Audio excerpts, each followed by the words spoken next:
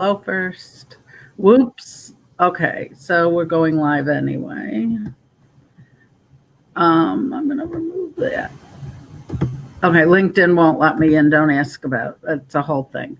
Okay, good morning, everyone. This is Pam Lippitt from the Hill Street Group, and I am here this morning with my good friend, Maureen Krauss from DonohueKrauss, LLC. Maureen and I have known each other, almost 10 years, I think, which is kind of right. Kind of crazy to think about, right? Yeah. I met Maureen when she was at Oakland County doing economic development, and she's going to share with you today kind of her trajectory with economic development, what's going on now, and how we need to look at the future. So I just say hello. Good morning, everyone. It's great to be here. Thanks, Pam, so much for this opportunity. We have these conversations frequently. This is just a little more formal structure, but happy to chat with you and the audience. A little more formal and with a little less gossip. Okay. Not that we would ever do anything like that. Just talking nicely about people and their updates, which are really wild in this world. So, a lot going on. I know. So I know you started your career in economic development really early on. So tell us a little bit about how that, I didn't even know that was something to choose when I was young. So tell me how you ended up kind of in that world. You know, I was in graduate school at the University of Michigan in the public policy school and was looking for a summer internship. And there was one with a group called the Washtenaw Development Council, which is the predecessor to Ann Arbor Spark. Oh, okay. And it was using a lot of the data analytic work that I was doing in grad school. So I interned there. And what I learned is I really loved the marketing side of economic development. And at the time, they were just the gold standard in the state. Also on using technology for economic development. So built on that in the career, and not only did that work here in Michigan, spent a couple of years, 3+ years in Phoenix doing economic development. But the bulk of my career here, I would say, Oakland County is where I've spent the most time, was the director of economic development and community affairs. That's where we met. Really because of all the international work we did and were known for, and met you with work with Israel. Yeah. And, but we, it was the gold standard. We had great support to really promote the county around the world.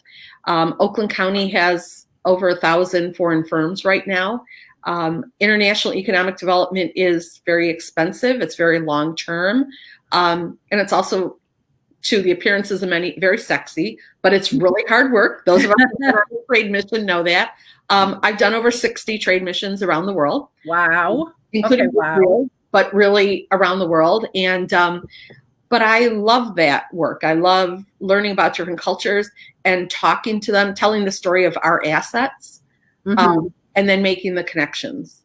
Okay. So that's been really kind of the foundation. Done a lot of other work, but that's what I'm very passionate about. Well, I will say, for those who don't know Maureen, this may come as news. For anyone who knows Maureen watching this will be no surprise. You are one of the most generous people I know in terms of sharing your knowledge and making others feel like they know what they're doing. So I know the first time we worked together, I think I had been on the job maybe a couple months, and I got this notice that a group was coming in from Israel. Go. And you really said, okay, what are your strengths? What do you want to do? And what do you want to learn? And to me, that was, most people don't unfortunately act like that. So it was really a lovely opportunity and a great way for us to meet. So I remember that delegation. And, I tell the story. My mom says I came home from the first day of kindergarten and told her I wanted to be a teacher someday. First day of kindergarten. So I love teaching the craft. I've spent a lot of time in it, learned a lot, all different experiences, and I love to share it. So, and it's something funny, like coincidental. actually Uri Pachter, we'll give out a shout out to Uri Pachter, who's now with Farisha in Israel, actually sent me a LinkedIn message this morning. So it's a funny kind of comes around, doesn't it? Circle. Exactly. Mm-hmm. So after Oakland County, you've really grown your portfolio and moved a little bit. Tell me how you look at the trajectory of how things have kind of moved forward for you, and in terms of the growth of the skill set and how that helps. So it is interesting when you reflect back at the experiences you have and how they get you to where you are. So when I was in Oakland County, we did so much international work, and the reality was the world thought Oakland County was in California, and most of the world doesn't use counties. And so we knew we had to lead with Detroit, which was not always easy to do. I never had a problem with it, but you're surrounded by partners that may have a problem with it. And I've always been a big believer in that. My global perspective of the world has really brought me to this. I believe economic development is done very well, especially business attraction, on a regional perspective. Okay. Our combined assets are more impactful than our individual assets, and we all win when we get international investment. So did that work went from Oakland County to the Detroit Regional Chamber, where did that for 5 years and had an 11 county region working together to really tell the story of our region around the world. Mm-hmm. And then went to Indianapolis and did that for a little under 3 years, really starting that whole program because they hadn't done international. They hadn't spent a lot of time working as a region. They did for a while, and then it was dormant for a few years. So sort of restarting that, and learned when I got there that Oakland County had more foreign firms than the state of Indiana. So I think it goes back to, and we didn't do it overnight. It took a while, but it became a place that embraced international investment in international culture. So when I left Indy, I had an opportunity to help another region as a consultant. And I kind of thought about consulting. I mean, we all do, right? Yeah. When I grow up, I want to be a consultant. Well, and maybe it's because when you hire consultants, you realize I could do that. So most recently, I've been working with the Great Lakes Bay region, helping them activate a business attraction program. Great Lakes Bay region would be comprised primarily, the big cities are Bay City, Saginaw, Midland, and Mount Pleasant, but it's an 8-county region.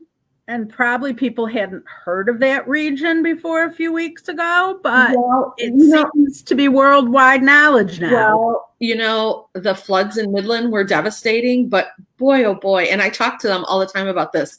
This is the story coming out of this.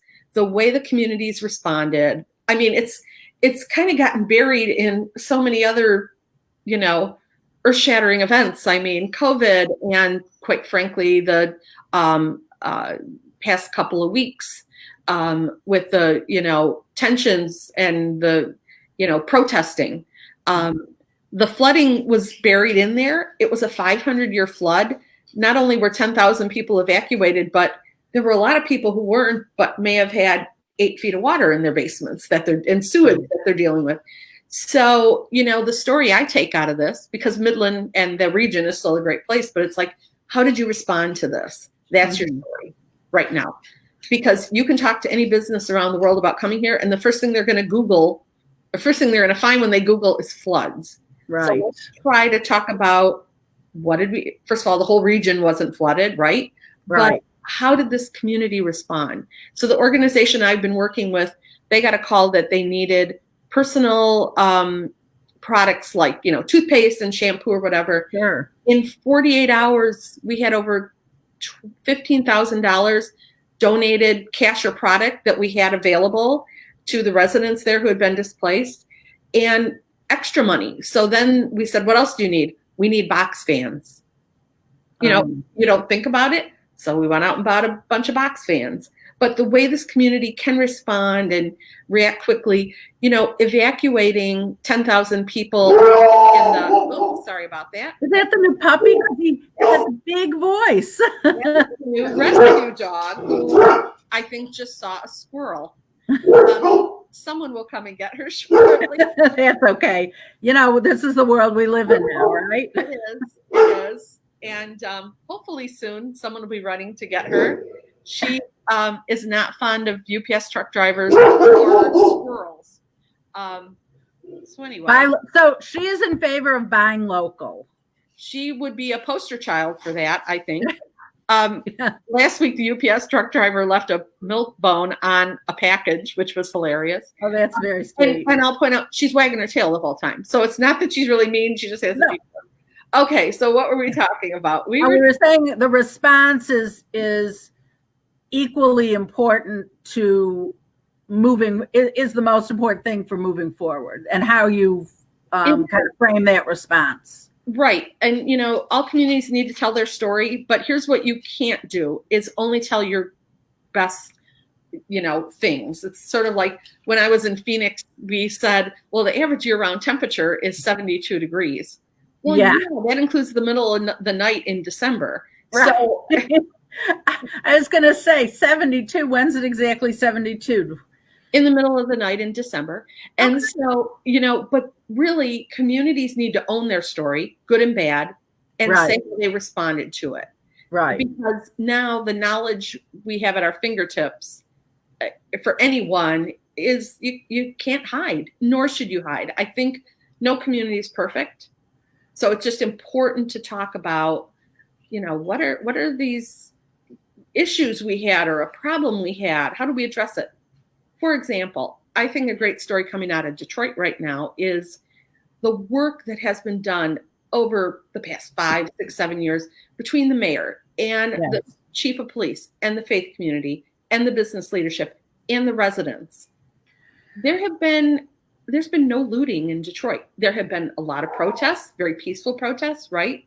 But I think it's a great story to show long-term conversation and action makes a difference. Because I'm sure during those 5 years, people went home at night exhausted and thought, what is this going to really, what am I sitting here doing? Well, we now know what they sat and did, because there's no question about it. Absolutely. And it's been, I'm just really proud of the city. And I wasn't doing that work. It's not me that I'm proud. I am proud of the city and the people, the leadership that said, this is important. Because this is who we want to be going forward. So, I'm a big storyteller, and I think that's your authentic you when you tell your story, whether you're a person or a community.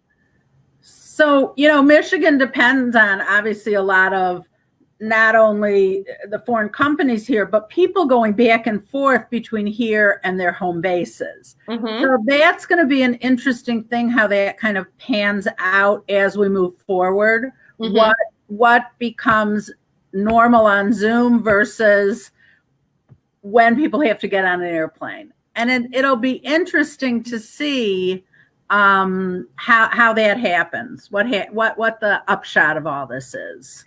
And, Pam, I had a daughter working in France when this started, and she was brought home. And now every day she's on a Zoom call, I hear all sorts of accents, she's speaking in French, and there's German people, and because she has a global job, she would prefer to be back in France doing it right now. But, that's what it is. So 2 things. I think it will come back, the travel and the international, it will look different.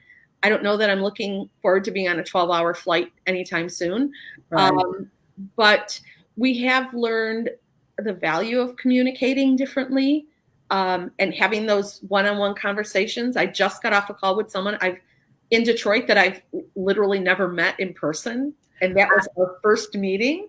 And I think it went okay. And we were all joking because there were 3 of us on it and we all had barking dogs. Mine was out of the house during that on a long walk.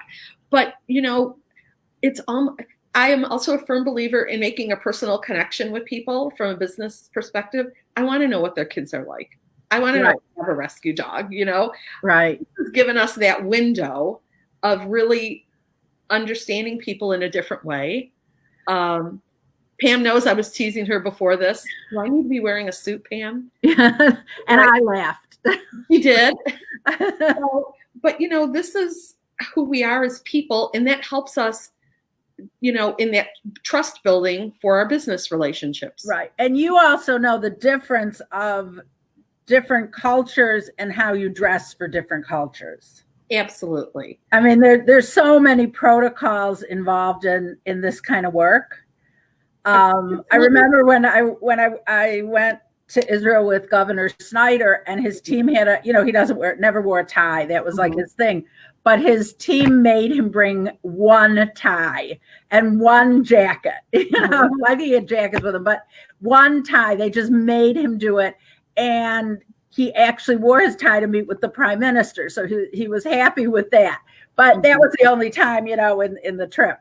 I hope you got a picture of that. It was a rare occurrence. It was a very rare occurrence. I learned a lot about protocol, and I continue through our mutual friend to learn about protocol. So tell me, I'm going to throw your little scroll across the bottom here if someone wants to connect with you. Okay. LinkedIn is probably the best way to do it. Absolutely.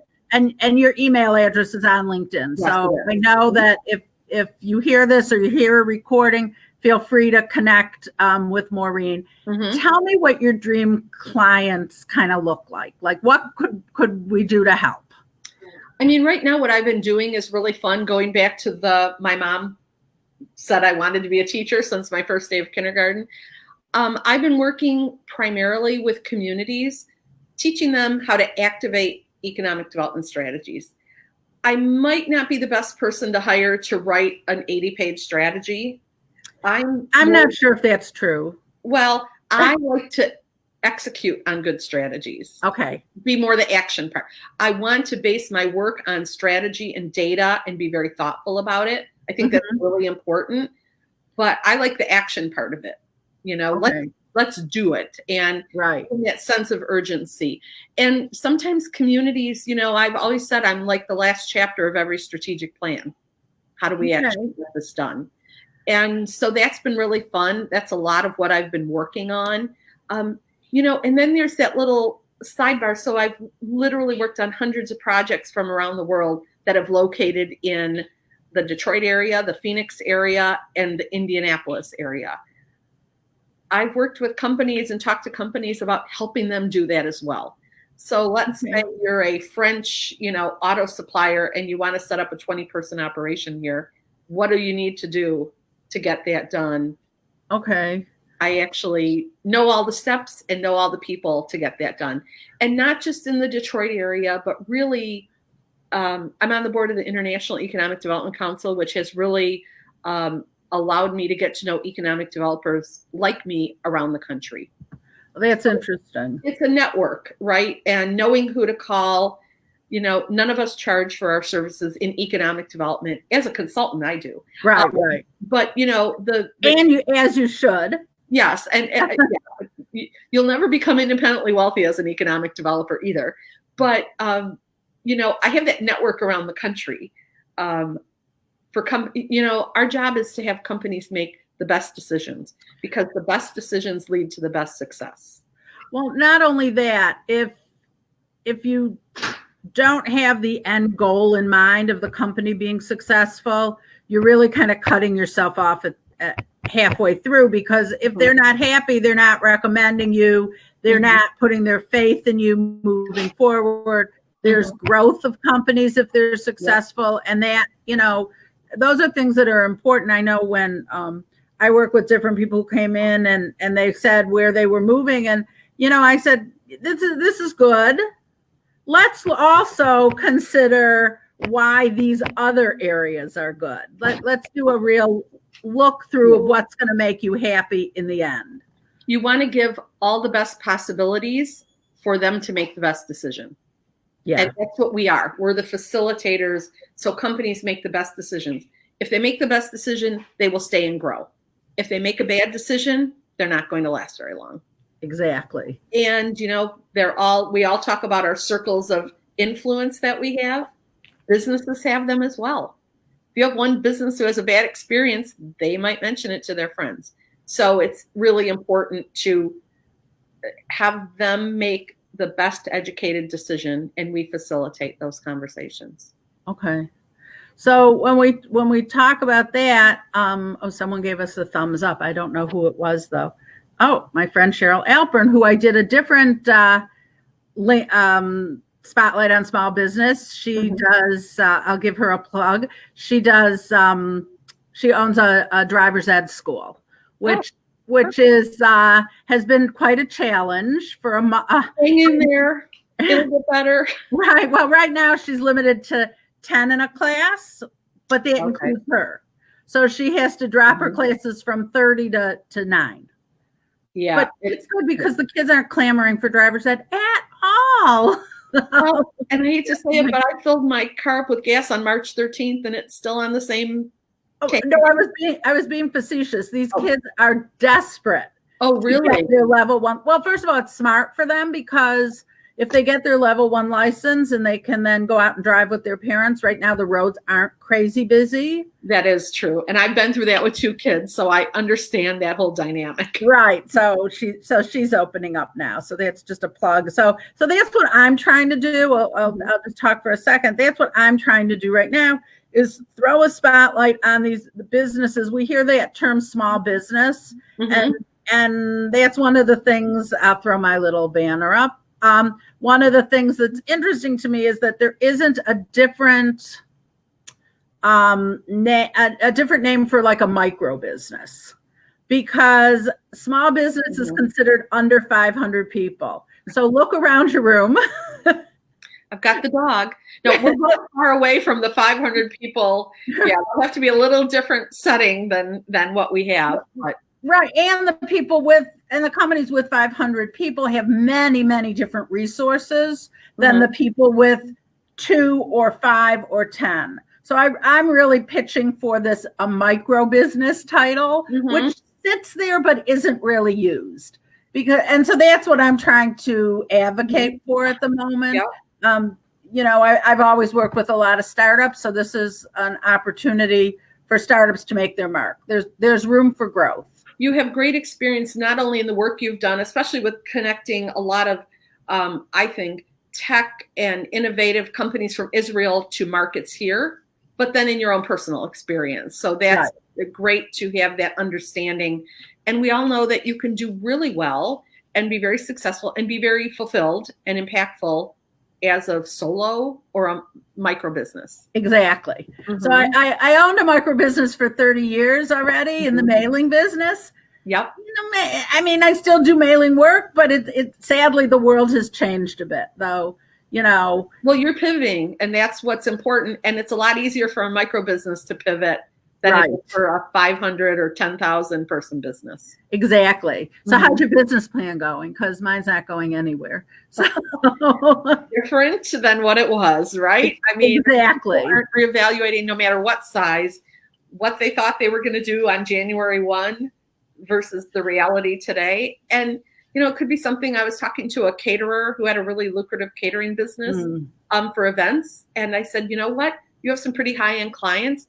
Can you pivot and maybe prepare family meals for carry-out delivery? So you still keep as many employees as possible busy. You keep that customer base that knows you and trusts you, but you're doing something a little different. Because I know people who are buying the national, delivery service of the food prep service. It would be great if caterers did that, because people want to cook. So, to leave the ingredients in a recipe would be good too, and then Zoom and teach how to cook. I went to a cooking class from the woman who used to own Just Baked. Oh, okay. It was a birthday party, actually. That's really fun. Yeah, it was very fun. We'll talk about more later, but so that was fun. There were 15 people on the Zoom, and we learned how to make her recipe of cookies. And you know what? It was different. It was fun, but it was keeping her engaged and wasn't free. Someone helping her pay the bills. Exactly. So that's what we're all trying to do. And I think right now we're also I've been watching a lot of Zooms. And we could just you could watch them all day long, but there are a couple people that I tend to not use my, I put up my picture and keep doing my own stuff, or I pay attention, half pay attention. And then there's someone like Brenda Meller, who I'll give a shout out to, because Brenda always watches. And I watch her stuff. She does LinkedIn marketing, and I watch her presentations from beginning to end. And she's a great example of pivoting and just keeping moving. And so we're all doing it. And so that's what I'm doing, is trying to take morsels from everything to kind of hone in where I want to be in that communication space. So, we'll see. You have great experience to bring to that. Oh, so I think you'll be successful. Another little story. My former assistant in Indy, before she was my assistant, and she was fabulous, she was a professional makeup artist. She's a nationally award-winning dance performer in her past. So I texted her after about a week of this and said, Caitlin, I think there might be a new business for you. And that's webinars on how to do makeup and lighting for Zoom calls. Right. I could probably put together 10 groups of women who would be, maybe not the men, but maybe some, but it's like something that wasn't needed 3 months ago. So I think if every business, and you know what, that's a strategy, whether we're in a pandemic or not. Right. Always thinking about what is next and how can I get there? Exactly. I've always been a proponent of a realistic goal and a stretch goal when it comes to fundraising or life. And so, you have to have a realistic goal, because if you don't, if you only have a crazy goal, you can kind of make yourself crazy on it. But you also have to know, if your goal is to make 10, if your realistic goal is 10 phone calls, or if you're in sales, you should still have a stretch goal of 15, because it gives you something to hit and something to aim for. But when you get to that 15, you should also have your next goal in mind. Always. I always used to tell people, don't put that business plan in a leather-bound book. Right. It won't be relevant a month from now. So you'll have a book for your shelf. Exactly. You won't have a working plan. I just discussed that with someone the other day for a different thing she's working on, because it's true. Not a business plan, but some material. And I said, I don't know. We were discussing, do people want this as an online capability at this point, or do people want it in hard copy? It's for seniors. So it's an interesting thing to kind of figure out your audience, but your end user. So it's a kind of a combination. So I don't know. So we're actually almost at a half hour, which was our goal. Okay. So, what do you think tomorrow? Tell me what you think tomorrow, which could be tomorrow or 10 weeks from now or 10 months from now. We don't know. Well, right. I said to someone, the days are so long and the weeks are so short. When you can figure out what day of the week it is, that's the real key, right? That's true.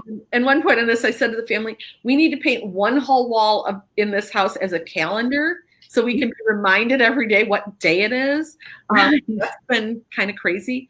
No, I think, and we went through this a little bit differently, but in 2009 and 10, when the economy crashed in the Detroit area and the auto industry, I think you really need to look at what is next and how can we pivot what we do and what our strengths are to what is next. And you shouldn't have too many thoughts about this is the way I've always done it.